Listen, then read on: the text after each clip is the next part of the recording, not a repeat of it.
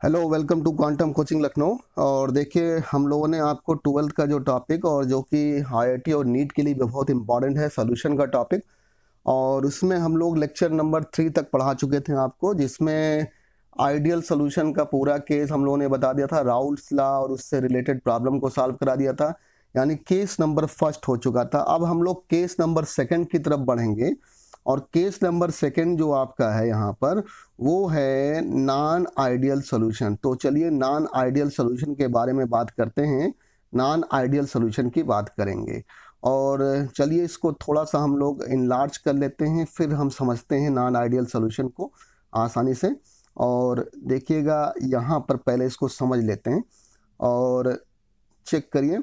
Non ideal solution ये heading डली हुई है और एक देखिए हमने कंटेनर लिया है जिसमें एक हमने लिक्विड लिया है, ए लिक्विड लिया है और जिसका बॉइलिंग पॉइंट हम लोगों ने मान लिया है 90 डिग्री सेल्सियस। और दूसरा कंटेनर लिया है, उसमें एक लिक्विड लिया है बी, देखिए बी लिया है और उसका बॉइलिंग पॉइंट हम लोगों ने 110 डिग्री सेल्सियस लिया। ऐसे ही अज्यूम कर लिया, हम लोगों ने मान लिया। और याद करिए हम लोगों ने 3 केसेस बताए थे, case number first, case number second और case number third. Case first में आइडियल सॉल्यूशन था और केस सेकंड और थर्ड में क्या था, नॉन आइडियल सॉल्यूशन था। तो जब इनकी मिक्सिंग हुई तो सबसे पहले यहाँ पर जो तैयार हुआ ये आइडियल सॉल्यूशन बना, क्योंकि अभी भी ए की बॉइलिंग पॉइंट कितनी है, 90 डिग्री सेल्सियस है और बी की बॉइलिंग पॉइंट कितनी है, 110 डिग्री सेल्सियस है। इसका मतलब अगर आप इसको चाहें तो ये फ्रैक्शनल डिस्टिलेशन की हेल्प से अलग हो सकता है, क्योंकि आप जैसे इसको फ्रैक्शनल डिस्टिलेशन से अलग करेंगे, हीट करेंगे, तो 90 पर ये ए वाला क्या हो जाएगा, बॉयल कर जाएगा और बी वाला रह जाएगा। तो ऐसा मिक्सचर जिसको आप फ्रैक्शनल डिस्टिलेशन से अलग कर सकते हो, एक मेथड होता है, हीटिंग के थ्रू होता है, वो आइडियल सॉल्यूशन कहलाता है या जियोट्रॉपिक मिक्सचर कहलाता है। ये आइडियल सॉल्यूशन है या जियोट्रॉपिक मिक्सचर है। और देखिए ये फर्स्ट नंबर केस हो गया, यही आपको पढ़ा चुके थे आइडियल सॉल्यूशन। अब एक हो सकता है केस सेकेंड बने और एक केस थर्ड बने। केस सेकंड में हो सकता है कि दोनों जो लिक्विड आपस में मिले उन सब का मिलकर एक कांस्टेंट बॉइलिंग पॉइंट हो जाता है और ये बॉइलिंग पॉइंट हम लोगों ने दिखा है 80, जो कि 90 से भी कम है और 110 से भी कम है। तो इसका मतलब ये है कि इनका बॉइलिंग पॉइंट जो इनिशियल में था उन दोनों से कम हो गया, मतलब ए वाले से भी कम हो गया और बी वाले से भी कम हो गया। ऐसा मिक्सचर आप फ्रैक्शनल डिस्टिलेशन से अलग नहीं कर पाएंगे, क्योंकि जब इसको हीट करेंगे तो 80 पर दोनों के दोनों क्या कर जाएंगे, बॉयल कर जाएंगे। इसका मतलब इनको अलग नहीं कर पाएंगे और ये कहलाता है minimum boiling point azeotropic mixture, क्योंकि यहां पर बॉइलिंग पॉइंट और कम हो गया है इनिशियल के कंपैरिजन में। और देखिएगा एक ऐसी कंडीशन होगी जिसमें बॉइलिंग पॉइंट 120 हो गया, मान लिया बढ़ गया, इसका मतलब 90 से भी ज्यादा और 110 से भी ज्यादा।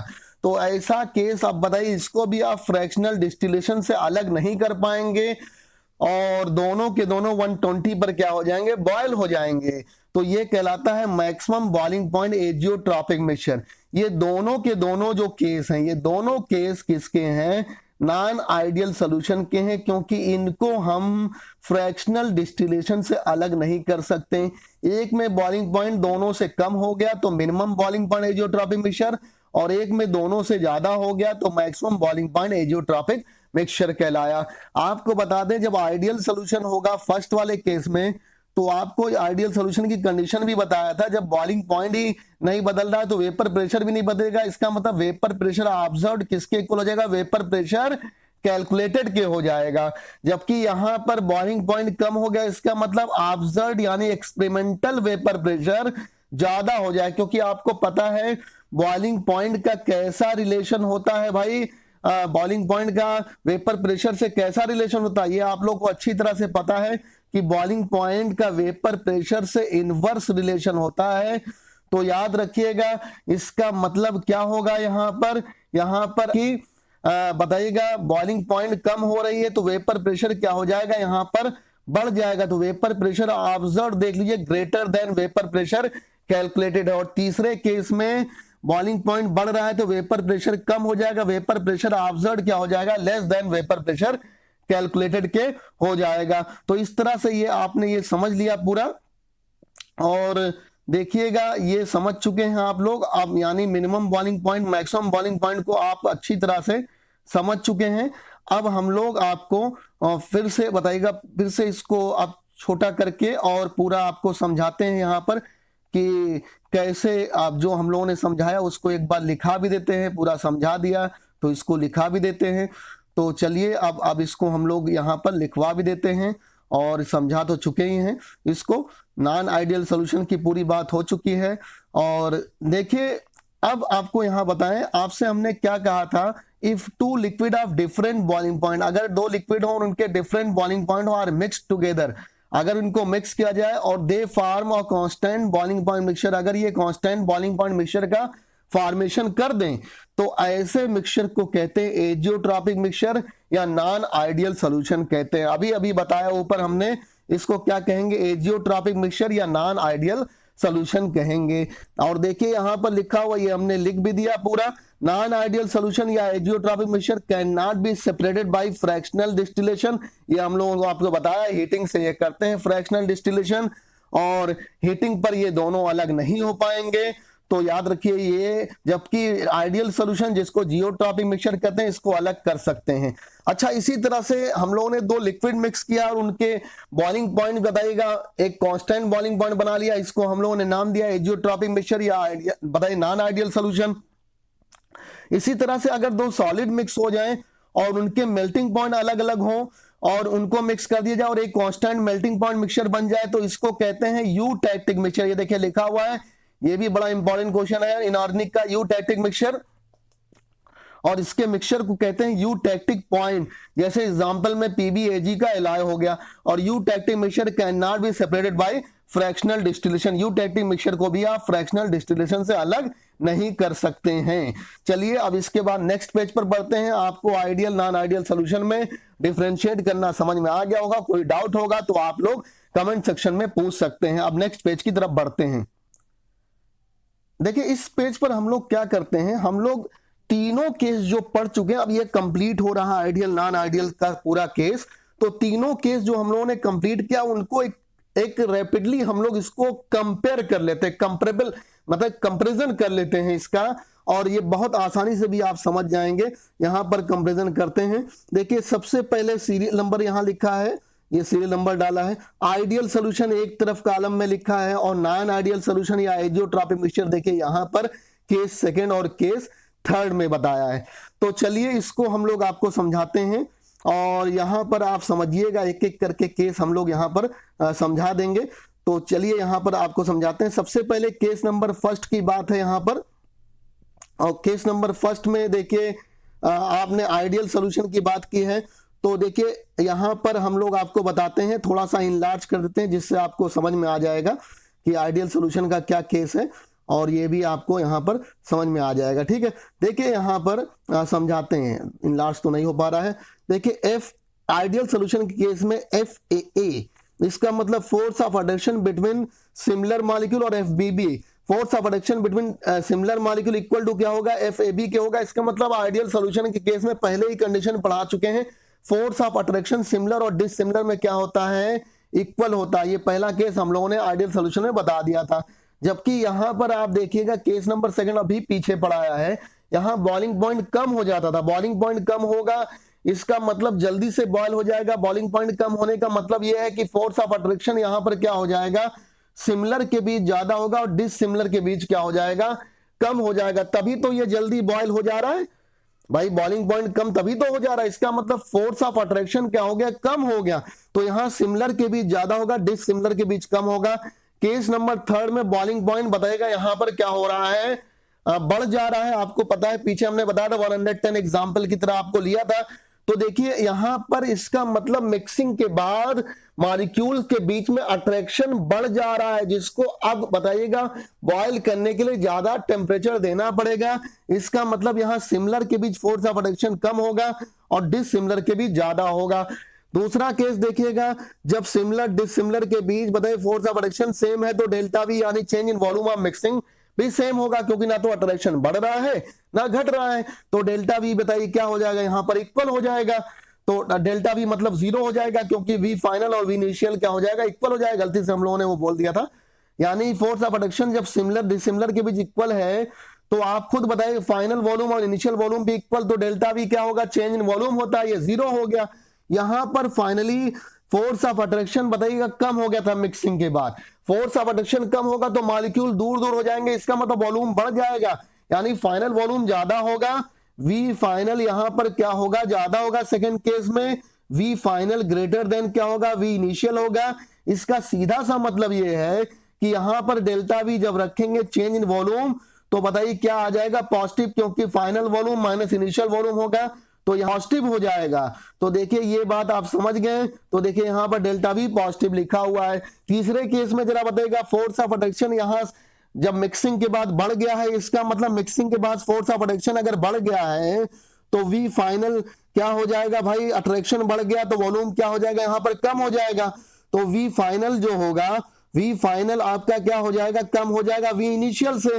तो डेल्टा वी आप रखेंगे फाइनल माइनस इनिशियल, इसका मतलब क्या आ जाएगा, यहां पर निगेटिव आ जाएगा। ये क्या हो गया, निगेटिव हो गया। तो अब यहां पर चेक कर लीजिए क्या निगेटिव लिखा है, हाँ बिल्कुल निगेटिव लिखा हुआ है। और एक बड़ी इंपॉर्टेंट बात, ग्राफ की बात कर लीजिए। ग्राफ जो बनेगा यहां पर वेपर प्रेशर जो वाई एक्सिस पर रखा गया, मोल फ्रैक्शन बताइए एक्स एक्सिस पर रखा गया। अब जब बताएगा वेपर प्रेशर मोल फ्रैक्शन का यहाँ डायरेक्ट रिलेशन है, राउल्स लॉ में क्या कहते हैं, मोल फ्रैक्शन बताएगा vapour pressure of solution directly proportional to mole fraction of component के। राउल्स लॉ यही तो कहते हैं आइडियल सॉल्यूशन केस में वेपर प्रेशर क्या होता था, directly proportional to mole fraction of volatile component क्या होता था। इसका मतलब यहाँ का जो वो डायरेक्टली प्रोपोर्शनल, तो डायरेक्ट प्रोपोर्शनल होगा तो कैसा, यहाँ पर लीनियर कर्व होगा, स्ट्रेट लाइन कर्व होगा। जबकि यहां पर चेक करिए, यहां पर होना चाहिए था सीधा, लेकिन बताएगा यहां पर पॉजिटिव डेविएशन शो कर रहा है राउल्स लॉ से, इसीलिए ऊपर से आ रहा है और नीचे बताएगा लीनियर की तरफ आने की बात कर रहा है। इसका मतलब पॉजिटिव डेविएशन यहां पर हो रहा है, जबकि यहां पर देखिएगा निगेटिव डेविएशन हो रहा है। देखिए होना चाहिए था सीधा, लेकिन बताएगा नेगेटिव से आ रहा है, नीचे की तरफ नेगेटिव स्लोप में है तो नेगेटिव डेविएशन है। इसका मतलब यहां राउल्स लॉ को कंप्लीटली फॉलो करेगा। वैसे भी ideal solution completely Raoult's law को फॉलो करते हैं। जबकि बताइएगा यहां पर जब केस नंबर सेकंड देखेंगे, minimum boiling point azeotropic mixture को देखेंगे तो पॉजिटिव डेविएशन शो करेगा राउल्स लॉ से, और ये नेगेटिव डेविएशन शो करेगा राउल्स लॉ से। यहां पर वेपर प्रेशर ऑब्जर्व और वेपर प्रेशर कैलकुलेटेड इक्वल होगा, पीछे बता ही चुके हैं। यहां पर वेपर प्रेशर ऑब्जर्व ज्यादा हो गया क्योंकि बॉइलिंग पॉइंट कम हो गया तो वेपर प्रेशर बढ़ गया, इनवर्स रिलेशन होता है। यहां vapour pressure observe less than क्या हो गया, वेपर प्रेशर कैलकुलेटेड। ऑब्जर्व का मतलब एक्सपेरिमेंटल वैल्यू, कैलकुलेटेड का मतलब थ्योरेटिकल वैल्यू। इस वाले केस नंबर फर्स्ट को जियोट्रॉपिक मिक्सचर या आइडियल सॉल्यूशन कहते हैं, और सेकंड केस को मिनिमम बॉइलिंग पॉइंट, क्योंकि यहां बॉइलिंग पॉइंट कम हो गई थी तो minimum boiling point azeotropic mixture कहेंगे। थर्ड केस को maximum boiling point azeotropic mixture कहेंगे। एग्जाम्पल बहुत इंपॉर्टेंट है जिसको आपको रटना ही पड़ेगा। आइडियल सॉल्यूशन के केस में बेंजीन और टॉल्यूइन कई बार एग्जाम में दे देता है कि बेंजीन और टॉल्यूइन कैसा मिक्सचर बनाएगा, आप कहेंगे आइडियल सॉल्यूशन एन हेक्सेन और एन हेप्टेन, मतलब नॉर्मल हेक्सेन और नॉर्मल हेप्टेन, C2H5Cl और C2H5Br यानी कि ethyl chloride, ethyl bromide, benzene और बताएगा पायरीन यानी CCl4 कार्बन टेट्राक्लोराइड। ये सब आइडियल सॉल्यूशन के इंपॉर्टेंट एग्जाम्पल हैं। और देखिए एग्जाम्पल में देखिएगा नॉन आइडियल सॉल्यूशन में minimum boiling point azeotropic mixture का CCl4 और क्लोरोफॉर्म है, इथेनॉल और साइक्लोहेक्सेन है, और बेंजीन और मेथनॉल है। ये एग्जाम्पल आपको रटना पड़ेगा। तीसरा वाला एग्जाम्पल बहुत आसान है, यहाँ पर एसिड और प्लस वाटर अगर होता है तो हमेशा क्या बनाता है, maximum boiling point azeotropic mixture का फॉर्मेशन करता है, और साथ साथ एसीटोन और क्लोरोफॉर्म भी लेते हैं। ये एग्जाम्पल आप बिल्कुल रट डालिएगा, पानी पी पी कर, पार्ले जी खाकर रट डालिएगा। एसिड प्लस वाटर और एसीटोन प्लस क्लोरोफॉर्म, इस तरह से हम लोगों ने आइडियल नॉन आइडियल के पूरे केसेस को पढ़ लिया।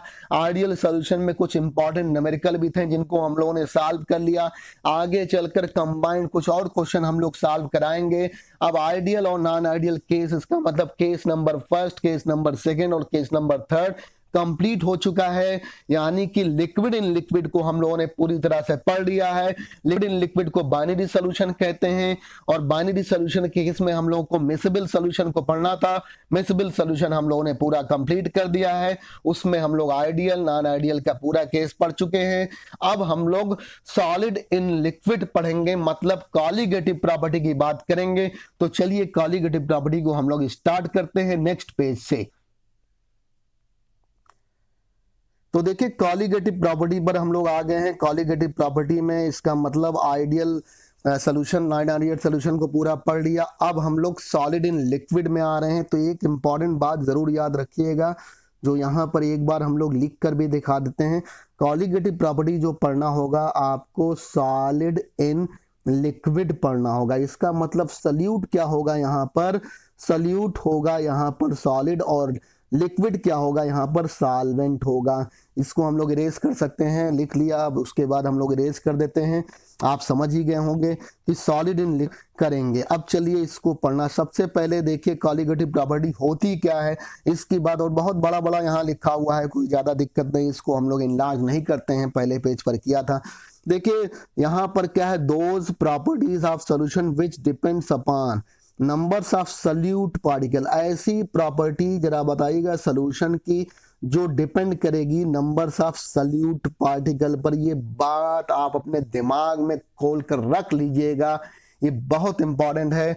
इसका मतलब ऐसी प्रॉपर्टी सॉल्यूशन की जो सल्यूट पार्टिकल पर डिपेंड करती है, कहलाती है कॉलिगेटिव प्रॉपर्टी।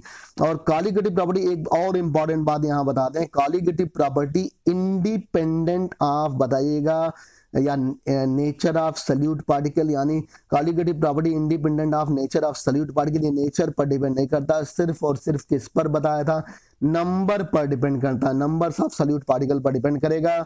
और एक बड़ी इंपॉर्टेंट बात और दिमाग में रखिएगा, कॉलिगेटिव प्रॉपर्टी, देखिए सीपी से कॉलिगेटिव प्रॉपर्टी लिखा, in colligative property ions behave like molecule. Ion कैसे बिहेव करते हैं, मॉलिक्यूल की तरह बिहेव करते हैं। तीन बातें याद रखिए कि colligative property numbers of solute particle पर डिपेंड करती है। ऐसी प्रॉपर्टी जो जिस पर नंबर्स ऑफ सल्यूट पार्टिकल पर डिपेंड करे कहलाती है कॉलिगेटिव प्रॉपर्टी। इंडिपेंडेंट होगा नेचर ऑफ सल्यूट पार्टिकल पर, इस पर डिपेंड नहीं करेगा, सिर्फ डिपेंड करेगा बताएगा नंबर पर। कॉलिगेटिव प्रॉपर्टी आयन में, आयंस जो होते हैं एक तरह से हम लोग मॉलिक्यूल की तरह ले लेते हैं, इसीलिए जब हम लोग इलेक्ट्रोलाइट का केस आगे चलकर लेंगे तो वहां पर हम लोग जैसे NaCl, Na+ और Cl- में जाएगा तो उसके हम लोग 2 पार्टिकल ले लेंगे, क्योंकि उसके 2 आयन है तो उसको 2 मॉलिक्यूल मान लेंगे। ठीक है, अच्छा, अब टाइप्स ऑफ कॉलिगेटिव प्रॉपर्टी की बात करते हैं, बहुत इंपॉर्टेंट। ये 4 कॉलिगेटिव प्रॉपर्टी होती है, इन्हीं को आपको पढ़ना है। पहला नंबर है relative lowering in vapour pressure, जिसको शॉर्ट में हम लोग कहेंगे RLVP, relative lowering in vapour pressure. दूसरा है एलिवेशन इन बॉइलिंग पॉइंट, और तीसरा है डिप्रेशन इन फ्रीजिंग पॉइंट, और चौथा है osmotic pressure, not osmosis, osmotic pressure colligative property होती है। चलिए नेक्स्ट पेज पर एक एक करके हम लोग इसको पढ़ते हैं और समझते हैं कि कॉलिगेटिव प्रॉपर्टी में जो ये 4 टाइप्स हैं वो किस तरह से। सबसे पहले आज के लेक्चर में हम लोग relative lowering in vapour pressure को कंप्लीट करा देंगे। तो देखिए relative lowering in vapour pressure आपके सामने हेडिंग डली हुई है और यहाँ पर अच्छे से साफ सुथरा लिखा हुआ है, तो समझा देते हैं। देखिए यहाँ पर पहले जो हम लोगों ने सल्यूट लिया है वो सॉलिड लेना है। देखिए यहाँ लिखा भी है सॉलिड सल्यूट होगा। और एक बड़ी इंपॉर्टेंट बात यहाँ पर लिख दे रहे हैं, अभी जो हम लोग ले रहे हैं वो नॉन वोलेटाइल और नॉन इलेक्ट्रोलाइट सल्यूट ले रहे हैं अभी के लिए। आगे चलकर हम लोग इलेक्ट्रोलाइट के बारे में भी पढ़ लेंगे, लेकिन अभी हम लोग यहाँ पर non volatile non electrolyte solute ले रहे हैं। नॉन वोलेटाइल का मतलब जो वेपर ना बनाए, और अगर हम लोग लिक्विड लेते हैं तो वेपर बनाता है। कुछ सॉलिड भी वेपर बनाते हैं लेकिन उनको नहीं लेना है, जैसे बताइएगा कैम्फर होता है, NH4Cl होता है, वो सब वेपर बनाते हैं, डायरेक्ट सबलीम हो जाते हैं, लेकिन उनको नहीं लेना है।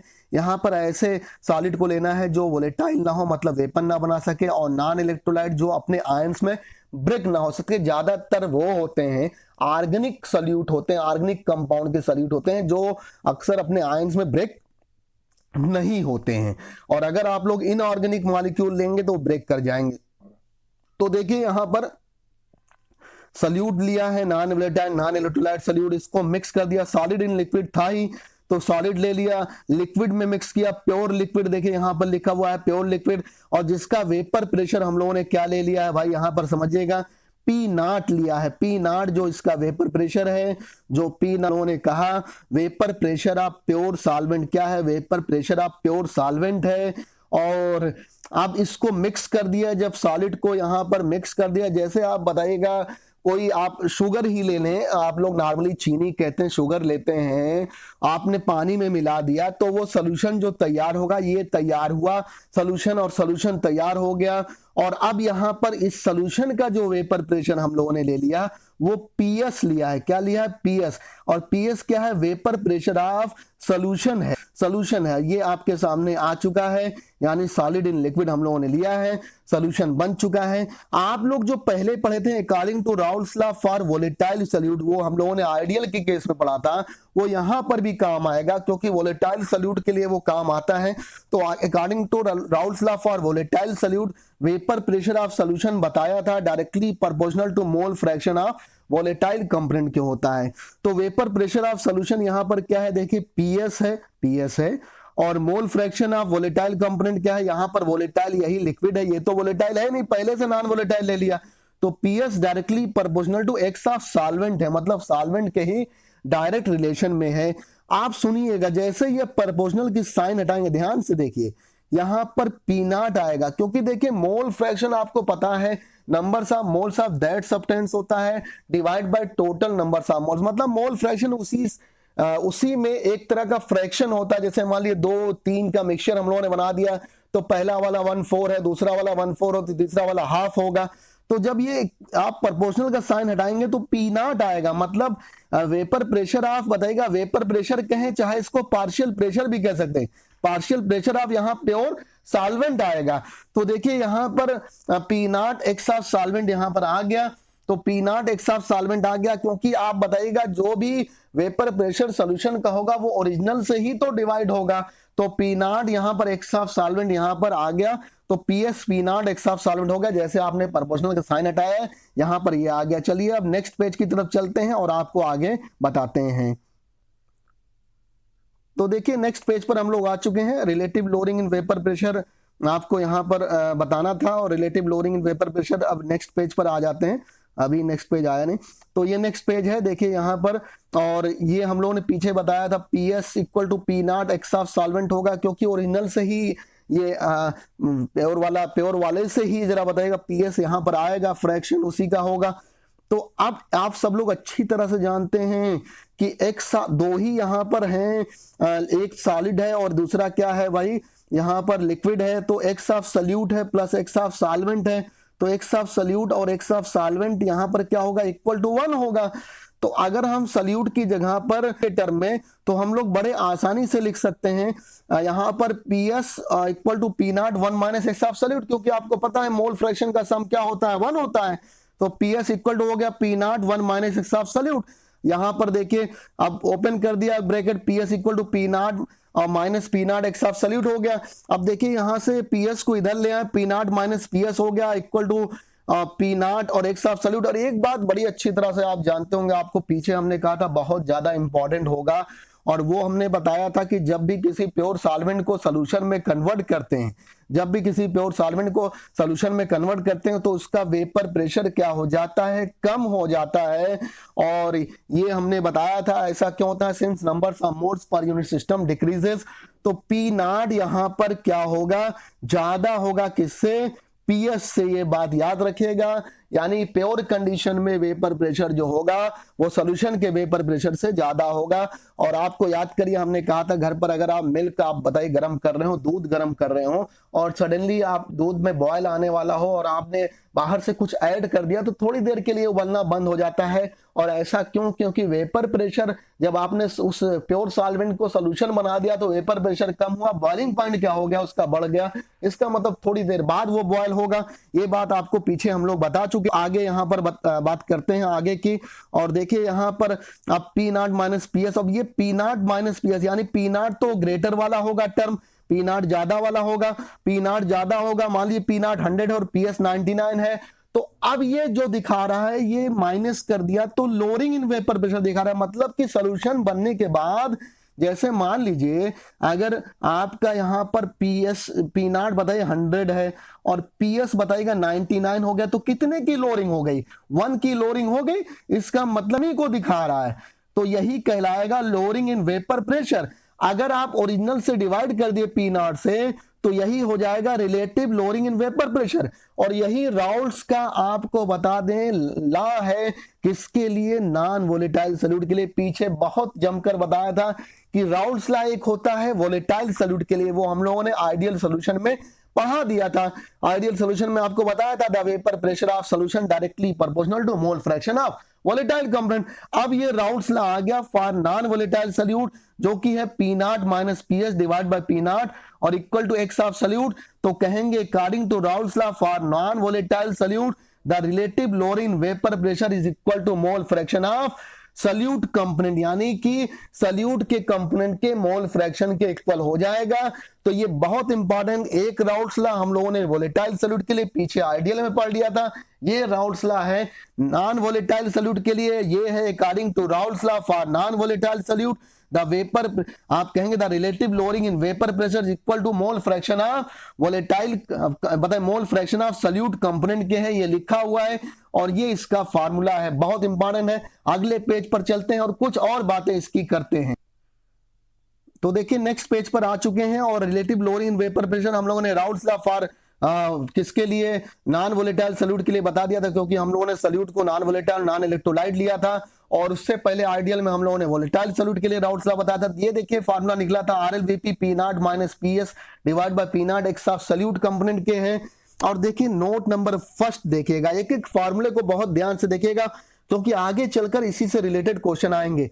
P not minus P H divide by P nought equal to x of solute लिखते हैं तो आप जानते हैं उसके अपॉन टोटल होता है, मतलब numbers of moles of that substance divide by total numbers of moles. तो सल्यूट का है तो ऊपर हम लोगों ने स्मॉल एन रखा, यानी numbers of moles of solute है, नीचे टोटल रखेंगे small n plus capital N, इसका मतलब numbers of moles of solute plus numbers of moles of solvent. ये यहाँ पर लिखा भी हुआ है, आप समझ सकते हैं। मोल फ्रैक्शन अगर जिन्होंने ना पढ़ा हो और पूरी सॉल्युबिलिटी की बात करें जिन्होंने ना पढ़ा हो, हम लोगों ने यूट्यूब पर मोल कॉन्सेप्ट में पूरी solubility, mole concept and concentration of solution में पूरा पढ़ा दिया है। तो आप लोग mole concept and concentration of solution पढ़ लीजिएगा जिनको सॉल्युबिलिटी पूरी चाहिए, क्योंकि सॉल्यूशन के चैप्टर में वो दिया होगा। लेकिन आप यहाँ YouTube पर हम लोगों ने mole concept and concentration of solution है, मोलैलिटी और इनके रिलेशन, इन सब पर जितने क्वेश्चंस हैं वो हम लोगों ने वहां बता दिया है, यहाँ सोल्यूशन में नहीं बता रहे हैं। अच्छा अब देखिए डाइल्यूट सोल्यूशन, इसका मतलब अगर डाइल्यूट सोल्यूशन का मतलब सॉलिड जैसे आपने शुगर लिया और लिक्विड जैसे वाटर ले लिया, मिला दिया और उसमें क्या किया आपने, वाटर का अमाउंट बहुत ज्यादा ले लिया और उसमें डाइल्यूट सोल्यूशन किया, इसका मतलब शुगर बहुत कम लिया, तो आपका वो बहुत फीका फीका बनेगा, मतलब कम मीठा होगा, जो शरबत आपका बनेगा वो कम मीठा होगा। तो देखिए डाइल्यूट सोल्यूशन में जो स्मॉल एन प्लस एन को आप सिर्फ अप्रॉक्स कैपिटल एन के इक्वल ले सकते हैं, क्योंकि सॉल्यूट का अमाउंट बहुत कम होगा। तो यहाँ पर कैपिटल एन के इक्वल ले लिया। देखिए यहाँ पर अब N divide by capital N हो गया, एन बताएगा weight of solute divide by molecular weight of solute है, और small W divide by small M है, और कैपिटल एन क्या है, capital W divide by capital M है, इसका मतलब वेट ऑफ सॉल्वेंट और divide by molecular weight of solvent. और देखिए यहाँ पर कैपिटल एम ऊपर चला गया और स्मॉल एम नीचे चला गया, और ये सब हम लोगों ने डिनोट जो किया वो दिया हुआ, small W weight of solute है, small M molecular weight of solute है। वेट और मास केमिस्ट्री में सेम होता है, चाहे इसको आप मास ऑफ सॉल्यूट कहें या इसको मॉलिक्यूलर मास ऑफ सॉल्यूट कहें, इसको आप वेट ऑफ सॉल्वेंट कहें या मास ऑफ सॉल्वेंट कहें, या इसको आप मॉलिक्यूलर मास ऑफ सॉल्वेंट कहें या मॉलिक्यूलर वेट ऑफ सॉल्वेंट कहें। अब आपको बता दें इस फार्मूले का नोट नंबर सेकंड भी हो चुका। डाइल्यूट सॉल्यूशन में एक बहुत इंपॉर्टेंट रिलेशन होता है, मोलैलिटी से भी रिलेट करता है, कैसे, और आपको हम यहां पर बताते हैं। आप लोग को फार्मूला पता होगा, मोलैलिटी का ना पता हो तो कंसंट्रेशन ऑफ सॉल्यूशन में जरूर पढ़ लीजिएगा, यूट्यूब पर पढ़ाया है। मोलैलिटी जो होता है वेट ऑफ सॉल्यूट होता है divide by molecular weight of solute होता है into capital W weight of solvent होता है, और ऊपर 10 की पावर 3 होता है। ये फार्मूला होता है, तो आप खुद जरा चेक करके देखिएगा। अब ये फार्मूला हम यहां से इरेज करते हैं या अब इसकाते हैं। देखिए अब इस फार्मूले में जो आपने देखा तो यहां से चेक करिए, स्मॉल डब्ल्यू डिवाइड बाई, देखिए यहां पर जो है स्मॉल डब्ल्यू है और देखिए स्मॉल एम और इनटू कैपिटल डब्ल्यू। तो क्या हम लोग, आप खुद चेक करिए, मोलैलिटी का फार्मूला पढ़ा था तो डब्ल्यू बाई एम और इनटू कैपिटल डब्ल्यू क्या हम लोग ml डिवाइडेड बाई 1000 नहीं रख सकते? बिल्कुल रख सकते हैं, क्योंकि मोलैलिटी आपने खुद देखा था। मोलैलिटी क्या था? मोलैलिटी आप जानते होंगे numbers of moles of solute divided by weight of solvent in KG होता है। इसका मतलब हम लोगों ने मोलैलिटी को पढ़ा, wait of solute divide by molecular weight of solute, wait of solvent capital W है, और ये 1000 जो यहां पर आता था वो इधर चला गया और इसकी जगह पर हम लोग रख सकते हैं। अब इसको इरेज कर दे, आपको समझाते हैं। देखिए अब इसका मतलब इसकी जगह पर हम लोग रख सकते हैं मोलैलिटी, तो यहां पर मोलैलिटी रख दिया, मोलैलिटी और डिवाइड बाय 1000 रख दिया, क्योंकि 1000 से वहां डिवाइड हो जाएगा। तो ये देखिए फार्मूला रिलेट करेगा, यहां पर हमने रखा भी है, ये बताया भी आपको, मोलैलिटी को हमने ml से डिनोट किया है। अब बहुत इंपॉर्टेंट फार्मूला आ गया, P not minus P H divide by P naught M L M divide by 1000 हो गया। चलिए नेक्स्ट पेज पर हम लोग अब आते हैं, और ये जो तीनों फार्मूले हैं इसको आप रट डालिएगा, आपके क्वेश्चन में बहुत काम आएगा, खास तौर से मोलैलिटी का रिलेशन बहुत काम आएगा। और अगर आपको इसको मोलैलिटी से रिलेट करना हो तो डाइल्यूट सॉल्यूशन में आपको बता दें, डाइल्यूट सॉल्यूशन के केस में जो होता है आपको पता है density equal to molarity divided by molality होती है। इसका मतलब मोलैरिटी की जगह पर हम लोग क्या रख देंगे, आप लोग रख देंगे यहां पर मोलैलिटी की जगह पर molarity divide by density of solution, इससे मोलैरिटी से भी रिलेट हो जाएगा। तो ये होगी। अब नेक्स्ट पेज पर चलते हैं हम लोग। तो देखिए नेक्स्ट पेज पर हम लोग आ चुके हैं, और अब हम लोग अभी जो पीछे हम लोग डाइल्यूट सॉल्यूशन की बात कर रहे थे, डाइल्यूट सॉल्यूशन में डेंसिटी इक्वल टू क्या फार्मूला था आपको पता था, डेंसिटी इक्वल टू बताइए एमएल था, यानी मोलैरिटी और into molecular weight of solvent था, और डिवाइड बाय 1000 था। उसको अगर हम लोग मोलैरिटी के फॉर्म में लाना चाहते हैं तो डाइल्यूट सॉल्यूशन के लिए फार्मूला ये याद रखिएगा। फिर आपसे कह रहे हैं जिनको ये सब क्लियर ना हो कि डेंसिटी का मोलैरिटी से क्या रिलेशन है, या मोलैरिटी क्या होता है, मोलैलिटी क्या होता है, इनके क्वेश्चंस कैसे होते हैं, वो YouTube पर क्वांटम कोचिंग लखनऊ के YouTube चैनल पर जरूर पढ़ लें। Mole concept and concentration of solution ये दिया हुआ है, तो आप जरूर उसको पढ़ लीजिए। और देखिए डेंसिटी इक्वल टू यहां पर मोलैरिटी डिवाइड बाय मोलैलिटी होती है, हम लोगों ने मोलैलिटी की जगह पर रख दिया, तो आ गया formula P not minus P H divide by P naught, मतलब relative load in vapour pressure, molarity into M यानी molecular weight of solvent divide by D यानी डेंसिटी ऑफ सॉल्यूशन इनटू 1000। अब एक लास्ट बात आपको बता दें, उसके बाद नेक्स्ट लेक्चर में हम लोग 5th नंबर लेक्चर में इसके सारे क्वेश्चंस लगवा देंगे, और जल्दी ही हो सकता है आज ही हम लोग तैयार कर दें इसको, तो आपका जल्दी कंप्लीट हो जाएगा। तो देखिए अब हम लोग लास्ट बात यहां बताते हैं, determination in lowering in vapour pressure, मतलब ओस्टवाल्ड वाकर डायनेमिक मेथड है, उसकी हेल्प से हम लोग एक प्रैक्टिकल एप्लीकेशन करेंगे determination of lowering vapour pressure का। देखिए यहां पर हमने एक कंटेनर लिया, और इस कंटेनर में हमने बताइएगा सॉल्यूशन ले लिया, सॉल्यूशन का वेपर प्रेशर आपको पता है पीएस होता है। फिर एक कंटेनर लिया दूसरा जो इससे कनेक्टेड है, और यहां पर हमने सॉल्वेंट ले लिया, प्योर सॉल्वेंट, जिसका वेपर प्रेशर पी नॉट है, छोटा छोटा लिखा होगा यहां पर समझा दे रहे हैं। चलिए थोड़ा सा यहां पर बड़ा कर देते हैं और फिर समझ जाए आप लोग आसानी से।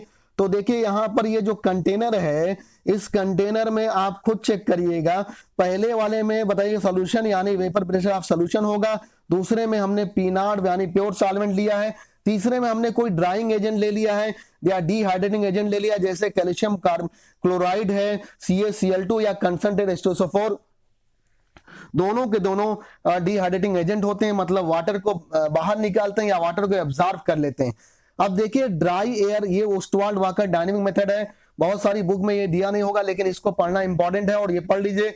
ड्राई एयर यहां से पास कराते हैं, देखिए एरो के थ्रू ड्राई एयर दी होगी, और ड्राई एयर का वेपर प्रेशर 0 होता है। अब ड्राई एयर पास कराते हैं तो जब सॉल्यूशन से पास करेगा तो कौन सा वेपर प्रेशर रख लेगा, सॉल्यूशन का वेपर प्रेशर ले लेगा, तो सॉल्यूशन का वेपर प्रेशर क्या होगा, पीएस होगा, तो सॉल्यूशन का वेपर प्रेशर रख दिया, पीएस बाहर निकला, यानी जब बाहर प्रेशर निकला तो कितना यहां से प्रेशर कम हो जाएगा, पीएस के बराबर। फिर जरा बताइएगा जब सॉल्वेंट को पास किया, अब सॉल्वेंट को पास किया तो वो डिफरेंस को पास करेगा, क्योंकि सॉल्यूशन का वेपर प्रेशर अगर 99 आता है और सॉल्वेंट का बताइए हम लोगों ने आपको बताया था ज्यादा होता है, तो पी नॉट आपको बताया ही था, पी नॉट ग्रेटर देन क्या होता है, पीएस होता है। मान लीजिए पी नॉट 100 है और पीएस बताइएगा आपका 99 है, तो उसके डिफरेंस के वेपर प्रेशर को कम करेगा, तो उसका 1 होगा, 100 माइनस 99 कितना हो जाएगा, 1। तो यहां पर देखिए जो अब ये वेपर पास करेगी वो पी नॉट माइनस पीएस का प्रेशर रखेगी, और ये जब हम लोग ड्राइंग एजेंट से या डिहाइड्रेटिंग एजेंट से पास कराएंगे तो इसकी सारी बताइए मॉइस्चर को एब्जॉर्ब कर लेगा ये ड्राइंग एजेंट, और बताइएगा क्या हो जाएगा, यहां पर से ड्राई एयर बाहर फिर निकलेगी, जिसका वेपर प्रेशर फिर से क्या होगा, यहां पर वेपर प्रेशर ड्राई एयर का क्या हो जाएगा, 0। ड्राई एयर का वेपर प्रेशर क्या होता है, 0 होता है। तो देखिए इस तरह से हमने ये एक्सपेरिमेंट किया। अब आप इस एक्सपेरिमेंट के बेसिस पर आपको पूरा समझाते हैं, और फिर से अब थोड़ा सा छोटा करके आपको समझा देते हैं क्या यहाँ पर केस आया है। और ये पूरा हम लोग आपको यहाँ पर बता देते हैं। तो देखिए यहाँ पर आप बताना शुरू करते हैं, और ये छोटा कर दिया। अब तो आपने समझ ही लिया, पूरा डायग्राम समझ ही लिया। आप डायग्राम के बेसिस पर समझाते हैं।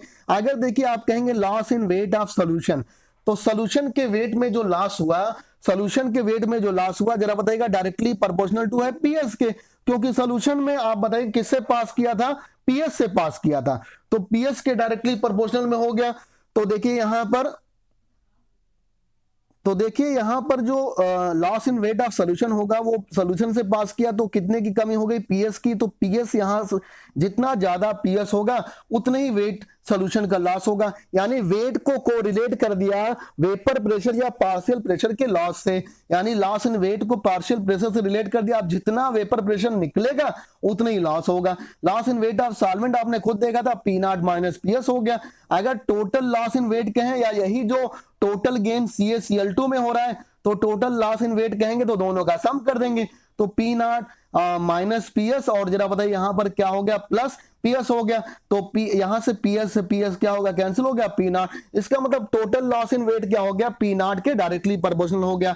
आपने फार्मूला याद करिए, पढ़ा है, अब उससे कंपेयर करिए, पी नॉट माइनस पीएस और डिवाइडेड बाई पी नॉट, यानी रिलेटिव लोअरिंग वेपर प्रेशर क्या होता है। इसका मतलब पी नॉट माइनस पीएस, आपको देख लीजिए यहां पर पी नॉट माइनस पीएस किसके इक्वल में आ रहा है, पी नॉट माइनस पी है वो किसके इक्वल में आ रहा है, देखिए यहां पर loss in wait of solvent, तो ऊपर हो गया loss in wait of solvent, मतलब पी नॉट माइनस पीएस की जगह जो फार्मूला था उसमें हम लोगों ने रख दिया loss in wait of solvent, और नीचे की तरफ सिर्फ पी नॉट आता है। पी नॉट कब यहां आता है, जब टोटल लॉस इन वेट करते हैं या total gain in weight of CaCl2 करते हैं, तो यहां पर टोटल लॉस इन वेट हो गया।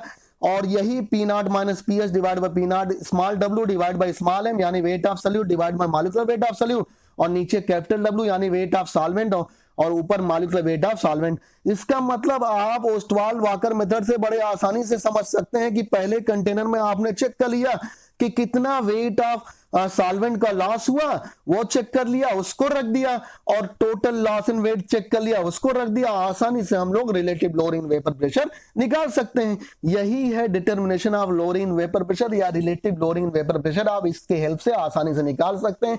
कंटेनर में मेजर कर लेंगे कि कितना वेट ऑफ सॉल्वेंट का लॉस हुआ और कितना टोटल लॉस इन वेट हुआ, इससे हम लोग का निकल जाएगा। अब ये लेक्चर आज कंप्लीट हो गया। आज हम लोगों ने नॉन आइडियल सॉल्यूशन को भी पूरा करा दिया। इसके अलावा कॉलीगेटिव प्रॉपर्टी में first colligative property relative lowering vapour pressure को भी पढ़ लिया।